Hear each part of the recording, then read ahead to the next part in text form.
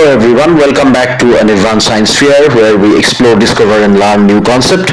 And today's topic of discussion is from the chapter Reproductive Health, and the topic is sexually transmitted infections. Well, sexually transmitted infections, STIs, are also known as STDs or sexually transmitted diseases. And these are diseases that occur due to microorganisms which are passed from person to person through sexual contact. This can include vaginal, anal and oral sex. While many STIs can be transmitted during sex, some require persistent or prolonged sexual contact. Certain types, for example, have high transmission rates. Each of these different types of STIs is caused by microorganisms, specifically bacteria, virus and parasites. Now let us understand about bacterial STIs, their causative organisms and the key characteristics. The bacterial infections include chlamydia, gonorrhea, syphilis and chancroid. Chlamydia is caused by Chlamydia trachomatis, and the key characteristics of the disease include often it is asymptomatic and it can lead to pelvic inflammatory disease and painful urination and discharges. Gonorrhea is caused by the organism Neisseria gonorrhoeae. It affects the mucous membrane. There is abnormal yellowish or greenish discharge and can cause joint pain and infertility. Next we come to syphilis. This is caused by Trypanoma pallidum and it occurs in stages. In the primary stage there is appearance of sores, in the secondary stage rashes, and in the tertiary stage it can affect the brain, the heart, eyes, and long-term neurological damage can be caused.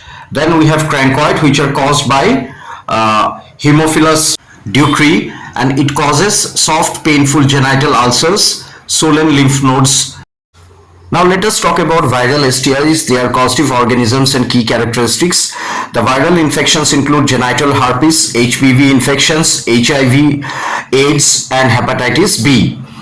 Genital herpes is caused by herpes simplex virus and it is of two variants, HSV1 and HSV2, and the key characteristics of the disease, often it is asymptomatic, and when there is symptom then there is appearance of painful blisters or sores and flu-like symptoms during primary outbreak.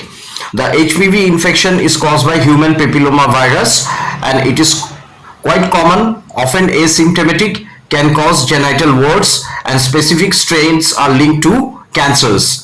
Then HIV is caused by human immunodeficiency virus and it is also of two variants, HIV1 and HIV2. Initially there is flu-like symptoms.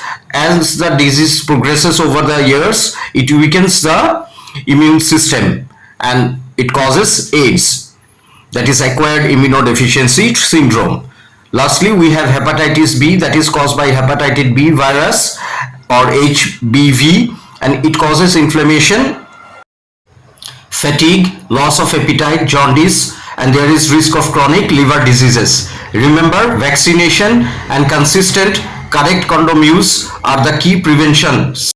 Now let us understand about protozoan and parasitic STIs.